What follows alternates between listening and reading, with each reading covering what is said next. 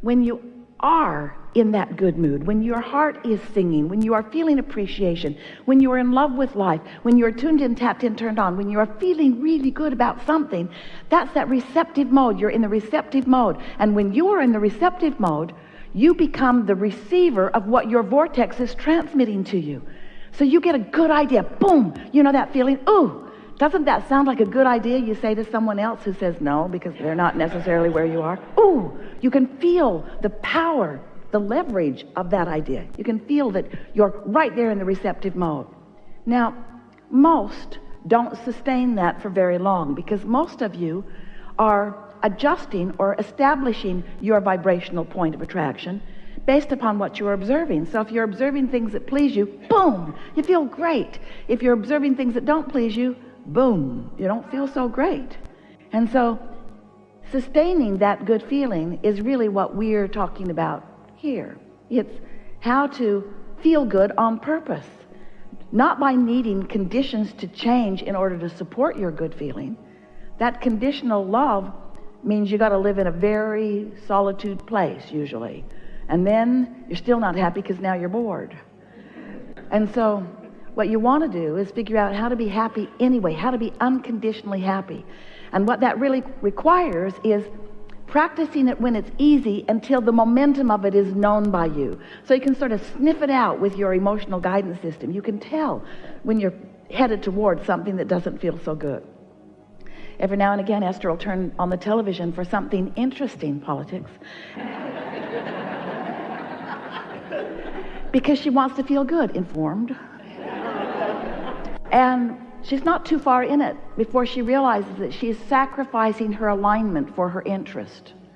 It's quite a big price to pay, you see, because you tend to adjust your point of attraction based upon what you are observing. And if what you're observing does not feel good, then it is not serving you. But we know you live in a world, you want to be informed, it feels like you should know stuff, and we say, let's just call that step one. Let's just call that the sifting and the sorting process and the launching of these rockets of desire into your vortex of what you are wanting. And of course, it's just fine. We're not asking you to withdraw from life or to not be involved in the political spectrum or of any other spectrum of your human experience. We want you to be involved, but we want more than anything to help you to realize that your predominant desire must be to feel good, and it's not always that easy to feel that good when stuff is happening around you, but still it is your work, and you'll get better and better at it. Sometimes something not very significant will bother you and you'll brood about it for days. Sometimes you'll become a sort of master of alignment, and something will bother you initially because you're taking the punch from it, but you don't brood about it for days. You take the hit, but you move back into the vibrational frequency that is really you. And that's really what we want to talk about. So step one is ask. Step two is source answers. Step three is you get into the receptive mode. And step four is you're able to maintain mostly the receptive mode no matter what. The mastery of alignment is where the deliciousness of life really is. The mastery of alignment, because in alignment you feel clarity. Isn't that more delicious than confusion? In the mastery of alignment you feel love. Isn't that better than hatred or anger? Doesn't it just feel better? Don't you want way more of that, you see? And so as you become aware of what you're doing and you care about how you feel, and you accomplish this mastery of alignment, then you can move in to what we are so enjoying calling step 5. Because step 5 is where you're mostly in alignment, and every now and again you're not, because life is happening around you, but you no longer are beating up on yourself when you find yourself back in step 1. Step 5 is finally accepting that that's what you signed up for when you decided to come into this physical experience. You came to live life. You came for the joyful expansion. So the other unrelated question that I have is, in recent recordings, I have just been latching on to the most beautiful nuggets of things that you guys have been saying, like the desire coming out of your vortex and how delicious action is necessary for creation, and how I had that realization actually in my own life. I observed it in my own life about a week before I got the download that had that particular tidbit on it. And just some magnificent things. And so I haven't heard you say any of those things in this way today, like good feeling thoughts turn to good feeling things. Of course, you've been implying them the whole time, and bad feeling thoughts manifest into bad feeling things. I would love to hear you expand a little on that. And then the question therein is, what's next? Now what? What's the nugget today? The nugget today is that in the releasing of resistance, you're in the receptive mode, and in the receptive mode, you'll be inspired to the next and the next and the next and the next and the next.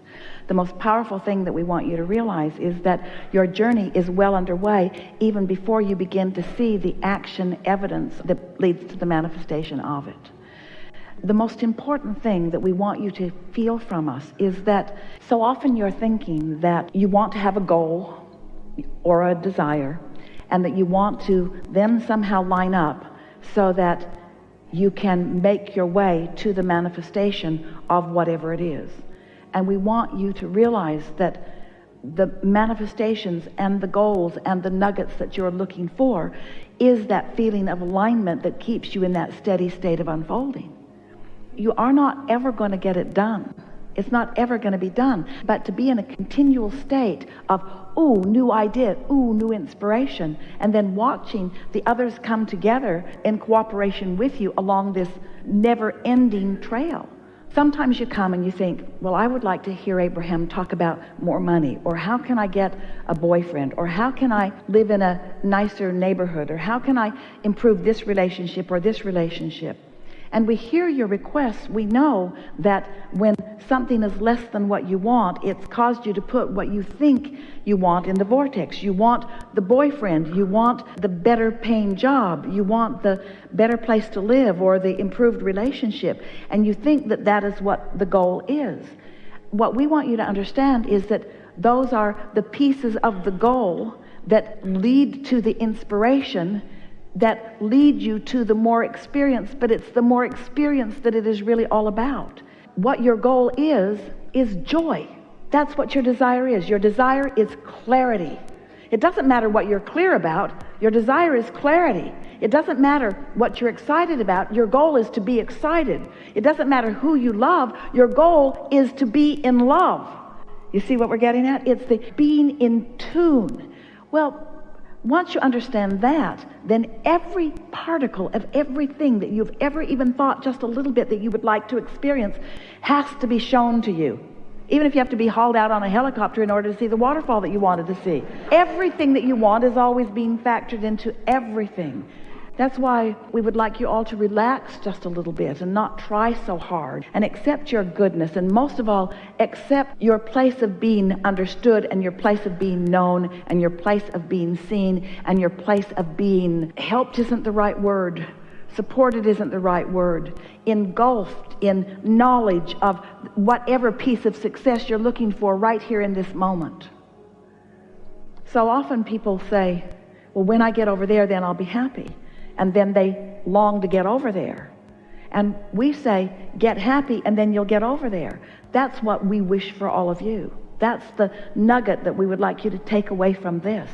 If you will let happiness be your intention and understand that it will then lead to all of the other examples of what you think happiness is, it's the understanding of getting out ahead of it vibrationally. We're going to give you a lot of nuggets here. I love it. It's about no longer being a reactor to conditions, but instead being the basis for the conditions that are coming. Because when you are reacting to a condition, you're spinning out of control for a little while. But when you've set the conditions aside and you want to be happy just because you want to be happy, how that plays out, how you make that work is, when you first wake up, you say to yourself, it's new, I'm new. Now what? Now what? Now what? Esther wrote a note to herself. She drew a diagram during the segment of refreshment that sort of came out of what we were talking about. And she drew the hand up here like this, the claw, the receptive mode leading to all those things. And then on the other end of it, she drew the receptive mode leading to all of those things. And then she just drew arrows. Every subject up there is where I want to be. No more facing reality. No more telling it like it is. No more describing unwanted things to other people. No more talking myself down there and then trying to work myself out of it. Here, look upward. Look for good feeling things. You have the potential to do that. You describe that when you're out in nature. It's easy for you to find those good feeling thoughts. So that is not just the nugget, that's the whole ball of everything. That's what it's all about. Care about how you feel and figure out how to feel good, and then watch what happens until you've taught yourself your day-to-day program for life. And then when you're there, somebody comes up to you and presents you with something that is unpleasant, you just look away, or you make light of it. You don't ingest it. You don't make it your afternoon meal. You don't discuss it with somebody else and somebody else and somebody else and somebody else, and then try to dig yourself out of the hole. So the nugget is, don't get in the hole to begin with. Don't get in the hole to begin with. And many of you want to say, oh, here's another nugget. Many of you want to say, but Abraham, I'm already in the hole. How do I get out? And we say, when you woke up this morning, you weren't. You went in the hole after you woke up. So tomorrow when you wake up, don't go in the hole. You hear that? You don't have to dig yourself out of a hole if you don't put yourself in the hole. And when you woke up, you weren't in the hole. You think you were because you thought about yesterday's hole. But you weren't in the hole until you thought about yesterday's hole. So when you get up, don't go to the hole. Don't think about the hole. Don't be in the hole. Don't try to dig yourself out of a hole. You don't have to be in the hole. You don't have to be in the hole. And now when you're aware that when you're in the hole and you want to get out of the hole, don't try to get out of the hole when you're in the hole. You can't get out of the hole when you're in the hole. Your awareness that you're in the hole, you can't get out of the hole. You just can't get out of the hole. The hole just gets deeper and deeper and deeper. It's a bottomless pit. There's no end to the hole. You cannot get out of the hole. Can't get out of the hole. But when you wake up, you're not in the hole, so don't go to the hole. Oh, I'm in the hole. Wait till tomorrow. Wait till tomorrow if you mean it, if you really mean it. Pretty soon, you're going to wake up and you're not going to be in the hole, and you're not going to go into the hole for 10 minutes. And then the next day for 15 minutes. The next day it'll be noon before you go in the hole. Nuggets. Perfect.